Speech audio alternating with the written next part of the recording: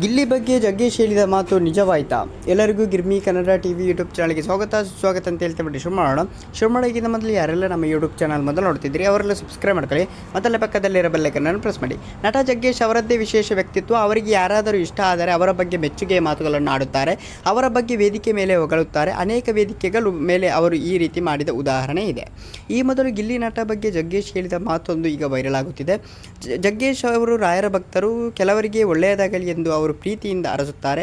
ಆ ವ್ಯಕ್ತಿ ಜಗ್ಗೇಶ್ ಇಷ್ಟ ಆಗಬೇಕು, ಆಗ ಆ ರೀತಿ ಆರೈಕೆ ಸಿಗುತ್ತದೆ. ಈ ರೀತಿ ಆಶೀರ್ವಾದ ಪಡೆದ ಅನೇಕರು ಒಳ್ಳೆಯದಾಗಿದ್ದಾರೆ ಅಂತಲೇ ಹೇಳಬಹುದು. ಅವರಿಗೆ ಗಿಲ್ಲಿ ಕಾಮಿಡಿ ಹಾಗೂ ಇಷ್ಟವಾಗಿತ್ತು. ಈ ಕಾರಣದಿಂದ ಅವರು ಮನಸಾರೆ ಹಾರೈಸಿದ್ದಾರೆ.